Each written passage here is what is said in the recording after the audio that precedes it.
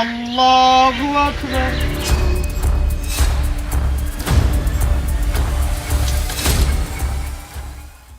সৈয়দ ওয়ালিউল্লাহর লাল সালু উপন্যাসের সেই মসজিদকে মনে আছে? ধর্মীয় বিশ্বাসকে পুঁজি করে যে নিজের রাজত্ব গড়েছিল, রাজধানীর ঐতিহাসিক সোহরাওয়ার্দী উদ্যানে যেন সেই গল্পেরই নতুন সংস্করণ। যখন ওই বৈশাখের মাঝখানে 1 তারিখে দেখলাম একটা ভিড়, হ্যাঁ, ওই ভিড়ের চিন্তা 4 ভাই আয়া আমার নিয়ে 5 জন, আমি যখন এই খেতের মাঝখানে নামাজ পড়ি, আপনি ওই জিনিসটা আপনার কাছে ভিডিও আছে, ফটোস আছে, হ্যাঁ, এমন না আমি এনে লুকাচুরি খেলছি। হঠাৎ চিন্তা করে একটা সাদা একটা চট, ওই যে লীল, হ্যাঁ, দুটা বিছাই দিই আর দুটা যার নামাজ বিছাই রাখি, যার যদি ভাল লাগে এই অক্ত নামাজ পড়ে চলে যাবে। কিছুদিন আগেও তিনি ছিলেন একজন ভবঘুরে।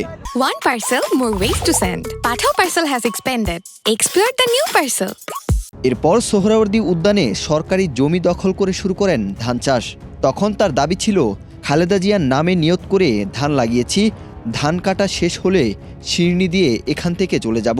এই ধান করছি বেগম খালগা জাল লেগে নিয়ত কইরা, ওই 1500 টাকা কামাইছি বোতল কুড়াইয়া ভাই, নিয়ত করছি আম্মার লেগা, নিজে খাইটা সম করে, নিজে জায়গা নাই, নিজের সম্পদ নাই, কি হয়েছে সরকার জায়গা পড়েছি, তুই খেত কামাই কইরা নিয়ত পূরণ হইলে চলে যাব।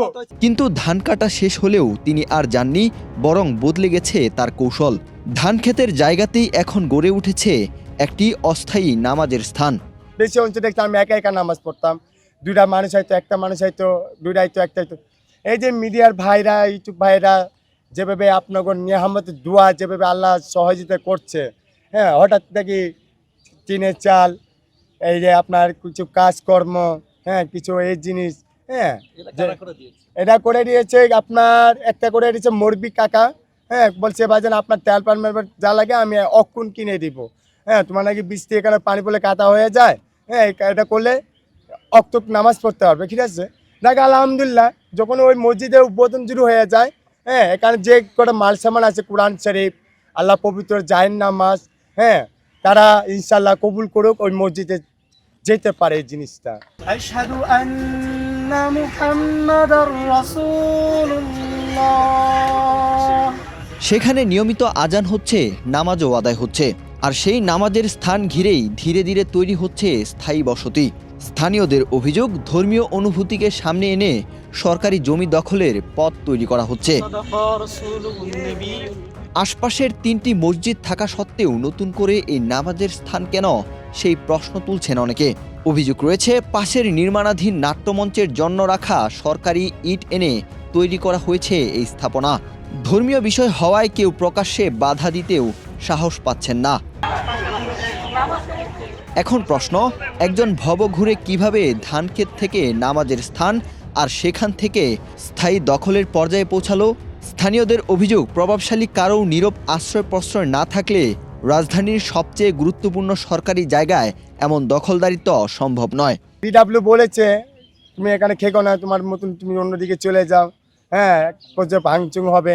কালকেও 48 সময় দিছে, এটা আবার উঠে গেছে গা, বলছে হ্যাঁ উড়াই দিছে, মানে আপনার মতন চ্যালেঞ্জ বাইরে তার সাথে কথা হয়েছে, আর পরে আমার বুঝা হালকা হয়েছে, পরে বলছে একটা অপ্তক থাকুক, হ্যাঁ, এখানে মসজিদ হবে না, মসজিদ আমগো সরকার যে আমাদের বিডাব্লিউ ভাইরা আসছেন, যে সরকার কর্মকর্তা আসছেন, তারা একটা মসজিদ করছে, স্থান করছে, মসজিদে নামাজ ব্যবস্থা করে দিয়েছে, হ্যাঁ, আপনারা এই যে কয়দিন পরে নাকি কাজ শেষ হবে, উদ্বোধন হবে, ঠিক আছে, এখানে একটু মন্তব্য হিসাবে থাকুক।